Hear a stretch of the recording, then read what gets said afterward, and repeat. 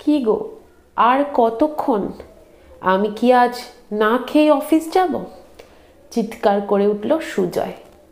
দিচ্ছি গো দিচ্ছি। দৌড়ে ভাতের থালা টেবিলে সাজিয়ে দেয় দিয়া। অমন ভালো কাতলা মাছটা ভাজা করলে? একটু মাখো মাখো করে সর্ষে পোস্ত কাতলা করতে পারলে না? বলি, সারাটা দিন করোটা কি? মেয়ে অমৃতা চেঁচিয়ে উঠল, কি গো মা, স্কুলের ইউনিফর্মটা ভালো করে আয়রন করনি কেন? আজ আমার হাফ ইয়ারলি রেজাল্ট, তোমাকে দেখি কিছুই হয় না। মুখটা নিচু করে দিয়া বলল, দাঁড়া, আমি এক্ষুনি করে দিচ্ছি আয়রনটা।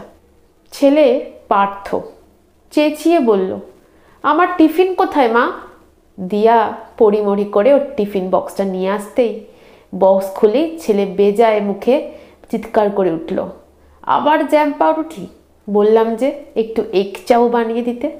তানিয়ার মা চাকরি করে, তাও প্রতিদিন নতুন নতুন টিফিন করে দেয় ওকে। তুমি তো সারাদিন বাড়িতেই থাকো, তাও টিফিনে একটু এগ চাও বানিয়ে দিতে পারো না? সারাদিন করোটা কি মা? বেরোনোর সময় সুজয় বলে গেল, এবার সারাদিন এসিতে বসে নিশ্চিন্তে ফেসবুক করো, ওটাই তো তোমার কাজ। এসি চালিয়ে বাড়িতে বসে আরাম করে টিভি দেখা, বন্ধুদের সঙ্গে পিএমপিসি করা। রোজ তো আর ব্যাগ ঝুলিয়ে অফিস যেতে হয় না। সারাদিন কোনো কাজ নেই, তাও বরের পছন্দ মতো খাবারটুকু বানিয়ে দিতে পারো না। সুজয় বেরিয়ে যেতেই শ্বশুরমশাই চিৎকার করে বললেন, বৌমা, চাটা কি আজ পাবো? নাকি এবার বেলার চাটা খেতেও পাড়ার দোকানে যেতে হবে?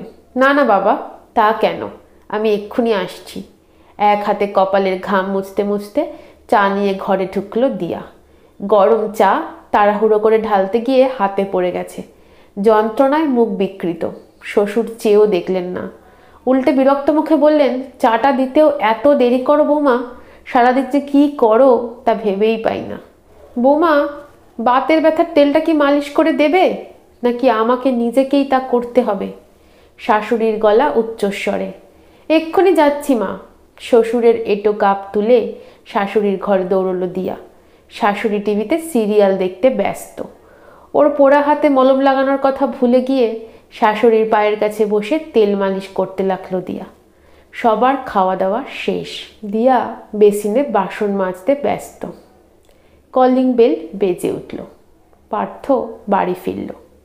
ছেলে স্কুল থেকে ফিরে খাবে ভেবে দিয়া কাজের ফাঁকে এগ চাও বানিয়ে রেখেছিল। ছেলে চাউমিনটা হাতে নিয়ে গম্ভীর মুখে ঘরে চলে গেল। দিয়া শুনতে পেল বয়ঃসন্ধিতে পড়া ছেলে মোবাইলে কোন বন্ধুকে বলছে, টিফিনে মাকে চাউমিন বানিয়ে দিতে বলেছিলাম, তখন মুরত নেই, এখন এগ চাউ বানিয়ে খাওয়াতে এসেছে। সারাদিন বাড়িতে বসে এসি চালিয়ে সিরিয়াল গেলে কাজ করার ইচ্ছে আছে? দিয়ার চোখ দুটো জলে ভরে উঠল। এরপর অমৃতা গম্ভীর মুখে বাড়ি ফিরল, সাথে সুজয়। মেয়ের মুখ দেখে দিয়া বুঝেছিল কিছু একটা অঘটন ঘটেছে। ঘরের দরজা বন্ধ করে বোমার মতো ফেটে পড়ল সুজয়। সারাদিন এসিতে আরাম করে বসে টিভি না দেখে মেয়েটাকে তো একটু পড়াতে পারো। আমায় না হয় অফিস যেতে হয় টাকা কামাতে, তোমার তো আর সেসবের বালাই নেই। আজ অমৃতার প্রিন্সিপাল স্কুলে ডেকে আমায় আচ্ছা করে ঝাড়লেন। অন্তত যদি ভালো করে ইংলিশটাও বলতে পারতে। মাকে কত করে বলেছিলাম চাকরিওয়ালা মেয়ে ছাড়া বিয়ে করব না, তাও মা তোমার সাথে জুড়ে দিল। খুব গম্ভীর পরিবেশে রাতের খাওয়া দাওয়া শেষ হলো। সবাই ঠাড়ে ঠোড়ে দিয়াকে বুঝিয়ে দিল ও এ বাড়িতে শুধু আরামই করে, কোনো কাজ করে না।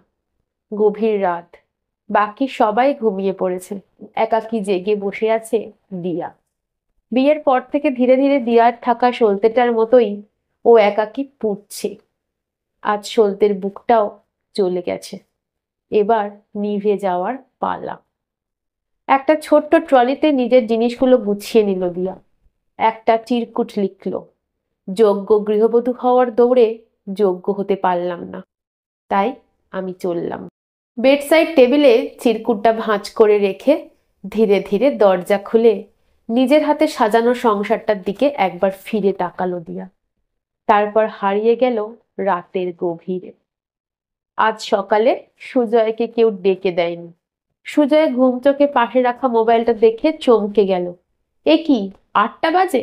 দিয়া তো রোজ ওকে ডেকে দেয়। দিয়া, দিয়া, কোথায় তুমি? আমায় ডেকে দাওনি কেন? সুজয় বেজায় জোরে চেঁচিয়ে উঠল, কিন্তু কেউ সাড়া দিল না। পুজোর ঘর থেকে রেবা দেবীও বৌমা বৌমা বলে চেঁচাচ্ছেন। ওনার পুজোর ফুল কেন তুলে রাখা হয়নি? অঘোরবাবু ঘর থেকে চেঁচাচ্ছেন, বলি বৌমা, আজকে চাটা পাবো নাকি? ওদিকে পার্থ আর অমৃতার মধ্যে লড়াই বেঁধে গেছে। ওরা নাকি স্কুলের নিজের জিনিস কিছুই খুঁজে পাচ্ছে না। কয়েক মুহূর্তের মধ্যে পরিবারের সমস্ত সদস্যরা বসার ঘরে জড়ো হয়ে গেল। এত সকালে কোথায় গেল দিয়া? সুজয় পরিমরি করে নিজেদের ঘরের দিকে দৌড়ল। বেডসাইড টেবিলে একটা চিরকুট রাখা, খুলে দেখেই মাথা ঘুরে গেল সুজয়। ও কাঁদো কাঁদো মুখে বসার ঘরে এসে বলল, আমাদের সবার অত্যাচারে দিয়া বাড়ি ছেড়ে বরাবরের মতো চলে গেছে। রেবা দেবী একটা আর্তনাদ করে সোফায় বসে পড়লেন। আমার তো বয়স হয়েছে রে বাবু, ঘরের এত কাজ সামলাবে কে? অমৃতা ও পার্থ অবাক গলায় বলল, কি, মা চলে গেছে আর ফিরবে না? তাহলে?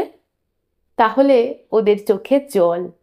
শুধু অঘোরবাবু স্বাগত স্বরে বললেন, কোথায় আর যাবে, দুদিন গড়াতে না গড়াতেই ঠিক ফিরে আসবে। কিন্তু অঘোরবাবুর ধারণাকে নস্যাৎ করে দিয়ে দিয়া আর ফিরল না। পুলিশ, থানা, হাসপাতাল, মর্গ, কোথাও দিয়ার খোঁজ পাওয়া গেল না। সংসারে কারুর মুখে হাসি নেই। 3টে কাজের লোক রেখেও রেবা দেবী ঘরের সব কাজ সামাল দিতে পারেন না। সুজয় আজ বোঝে, গৃহবধূরা ঘরে বসে থাকে না, 24 ঘন্টাই তাদের ডিউটি আওয়ার্স। তারা একাধারে chef, plumber, teacher, nurse, doctor, maid, হিসাবরক্ষক, আরো আরো অনেক কিছু। আর এই ডিউটির জন্য তাদের কেউ কিচ্ছু পে করে না। শুধু একটুখানি ভালোবাসার বিনিময়ে তারা এসব দায়িত্ব হাসি মুখে পালন করে চলে। সুজয়ের খুব ইচ্ছে করে দিয়াকে খুঁজে পেলে ওর কাছে গিয়ে আগের করা সমস্ত অপরাধের জন্য ক্ষমা চাইবে। কিন্তু এই সুযোগ সুজয় সত্যি আর কোনোদিন পাবে কি? কলমে অনিন্দিতা।